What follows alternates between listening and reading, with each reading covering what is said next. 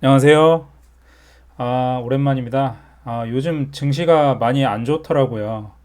그래도 이럴 때일수록 더 주가가 싸질 때니까 기업 공부를 열심히 해가지고 좋은 우량한 회사들을 많이 지분을 모으는 기회로 활용했으면 좋겠습니다.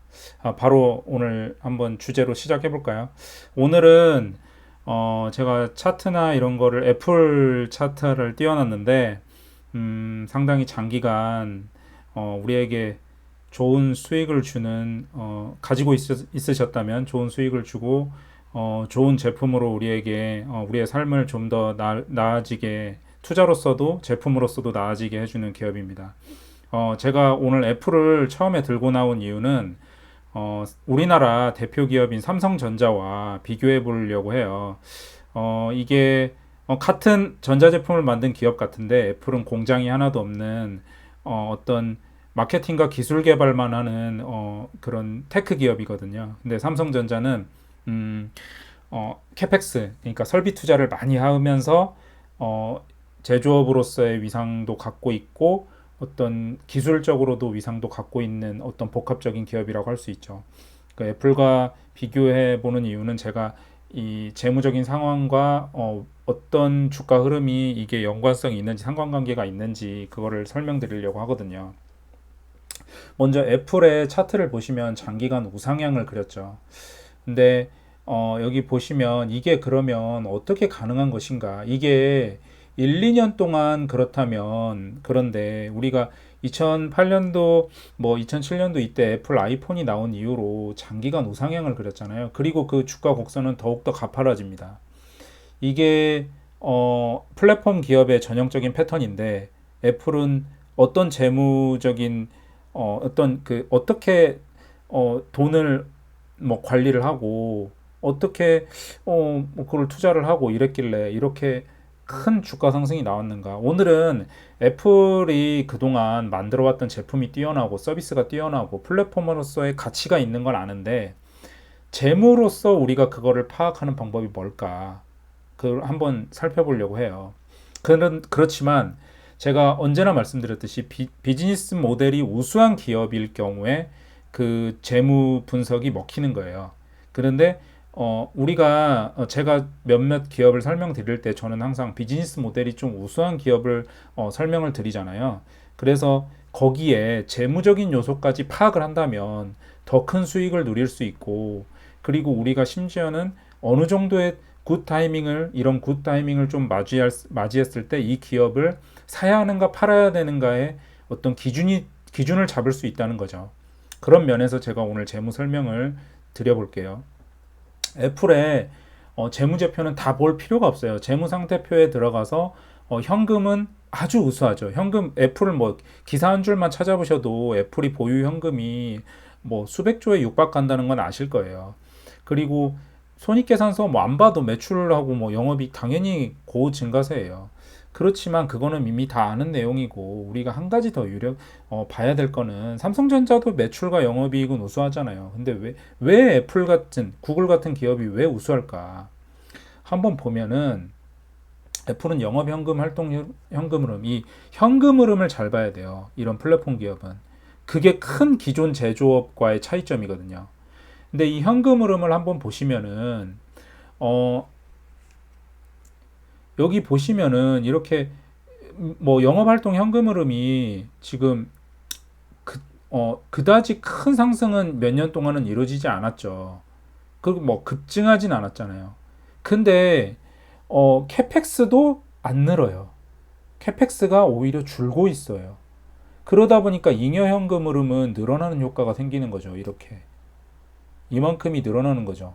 여기 빨간색 부분 뺀 만큼. 그러다 보니까 이게 점점점 늘어나는 거예요. 이만큼이 얘 건데 이만큼이 얘 거고 이게 주주한테 돌아갈 수 있는 실질적인 현금이에요. 이거는 투자하고 다 남은 돈이거든요. 이 빨간색이 캐펙스라는 건데 설비 투자예요. 설비 투자. 애플은 설비 투자가 거의 안 들어가죠. 대만이나 중국에 있는 그런 아웃소싱을 하는 거죠. 위탁 생산을 하는 거예요. 뭐 AP나 이런 칩은 TSMC에다 맡기고 그리고 휴대폰 조립은 박스콘이라는 업체에 맡기고 그런 어, 위탁 생산을 맡겨버리고 본인은 기술 개발, 개발과 마케팅만 하는 거야, 마케팅.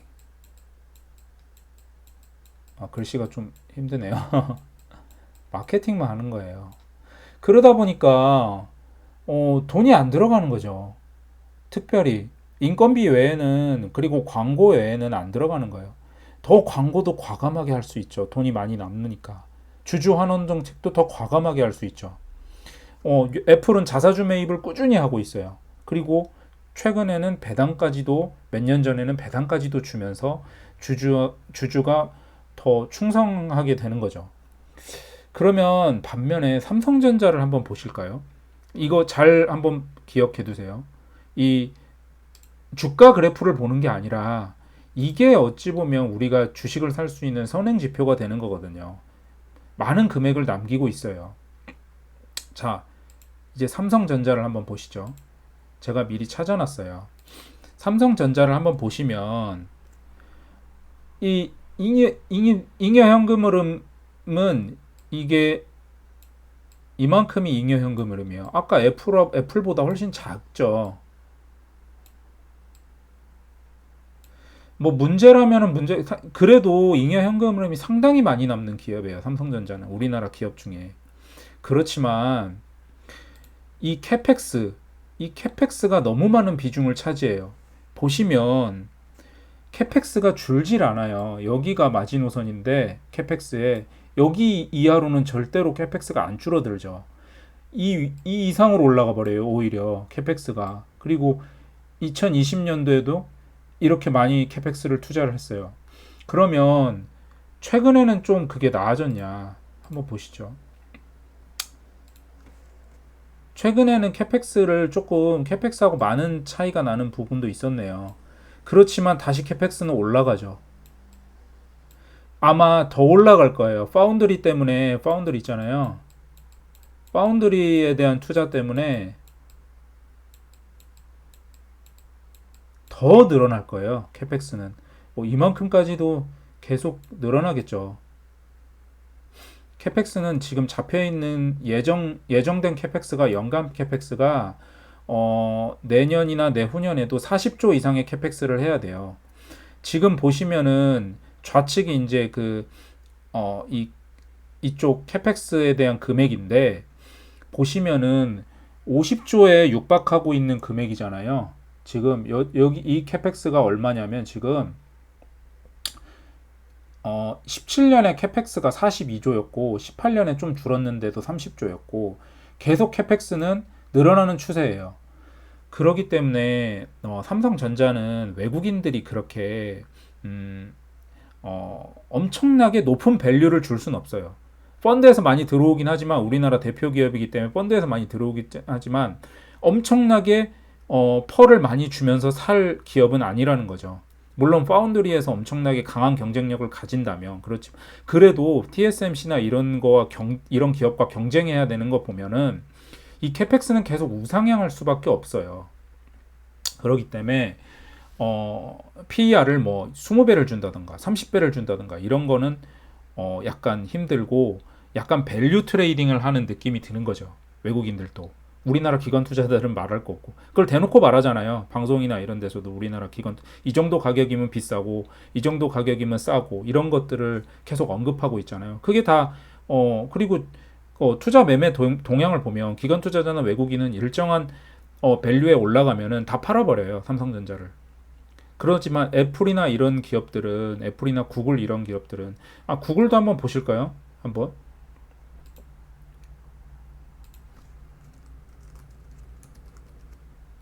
구글도 한번 보시죠.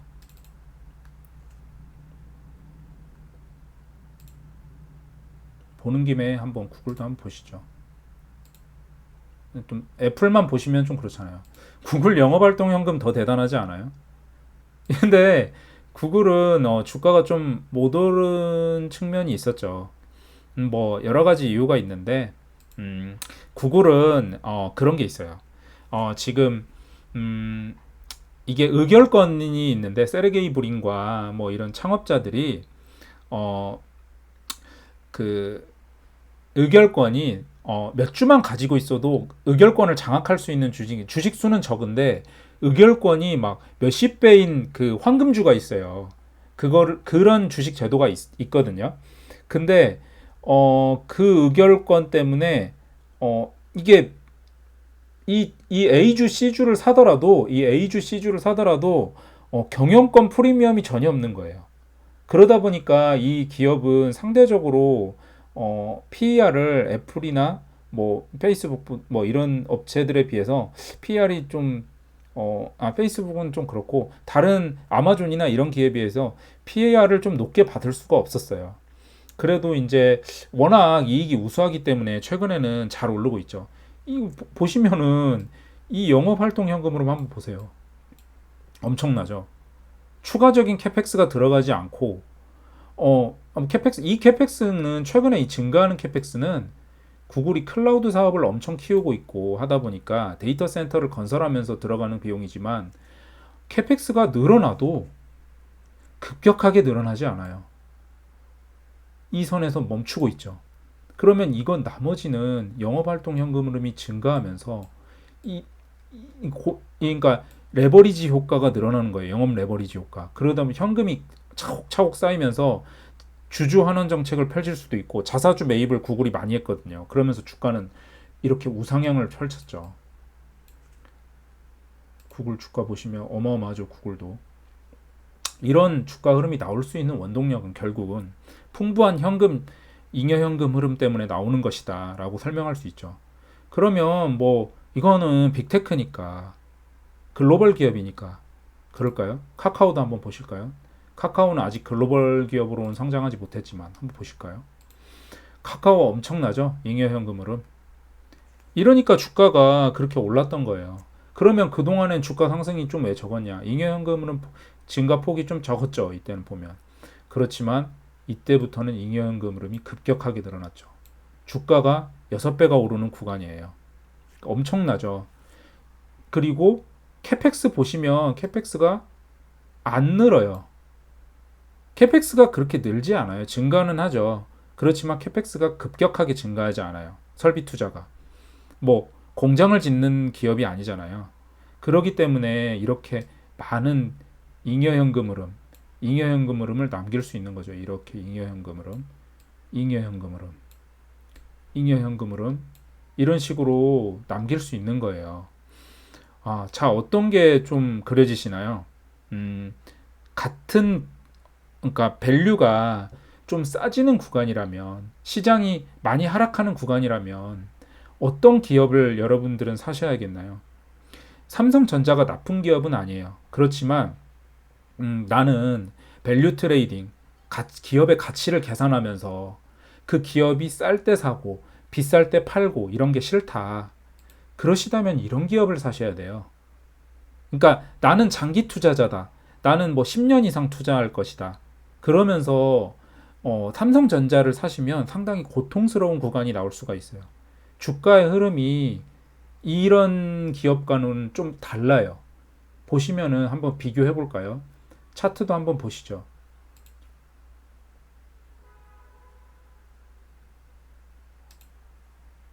한번 보시죠. 차트도.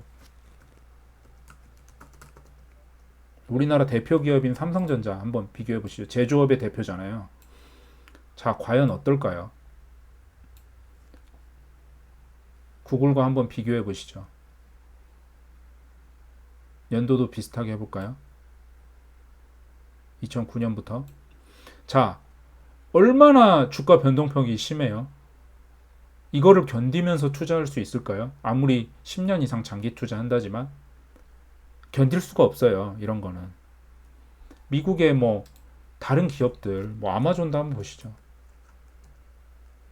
대표 기업이잖아요. 이거 잘못했어요.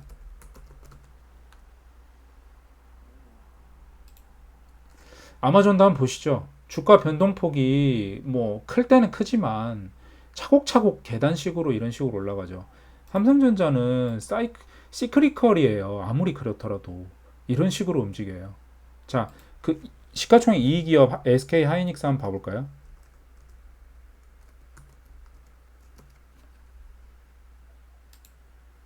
자, 이걸 견딜 수 있을까요?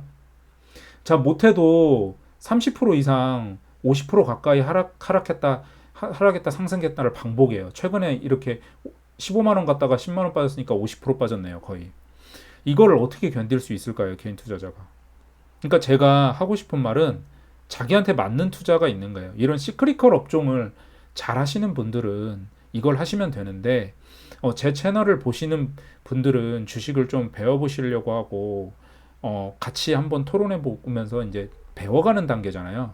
저도 물론, 이런 기업에 투자를 잘 못하는 이유가, 안 하는 이유가, 이런 변동성을 견디기가 너무 어렵고, 내가 잘못하면 몇 년 동안 이걸 물릴 수가 있거든요.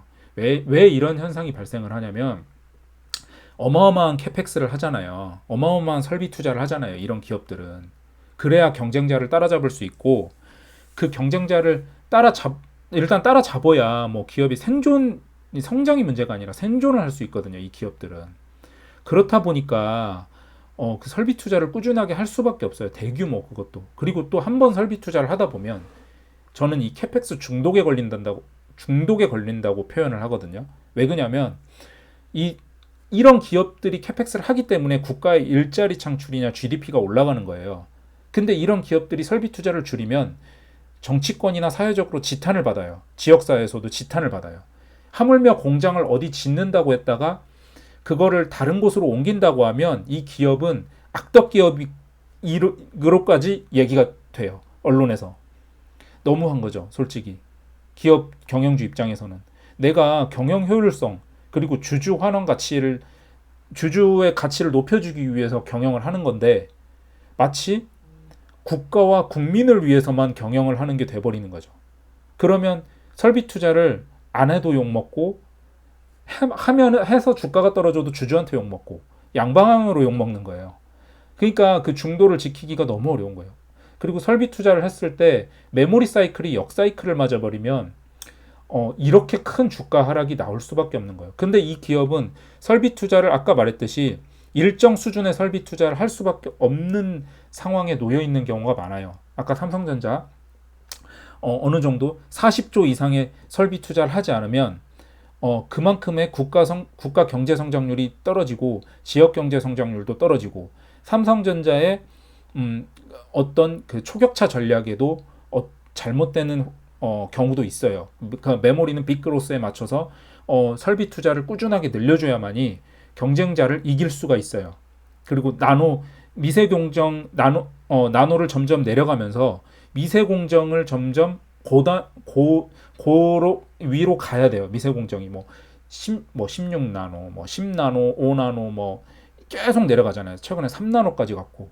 그래서 극한으로 갈 정도로 경쟁을 해야 돼요. TSMC하고도. 그렇기 때문에 설비 투자는 필연적이거든요. 근데 애플이나 구글은 그런 식의 설비 투자가 아니에요. 오직 나의 경쟁력을 위해서만 설비 투자를 해요. 데이터 센터. 유튜브에 데이터가 너무 많이 쌓이니까 구글은 데이터 센터를 많이 지어야죠. 사업적인 거예요. 내가 뭐 경쟁에서 이기기 위해서 하는 게 아니에요. 데이터를 많이 쌓아야 되니까. 고객이 데이터를 많이 쌓는 걸 원하니까. 그리고 클라우드. 고객이 데이터를 많이 쌓길 원하고 그거를 통해서 AI 서비스를 내가 제공을 해야 되니까. 그것 때문에 오직 주주를 위해서, 주주 가치 환원, 그리고 기업의 성장을 위해서 투자를 하는 거죠.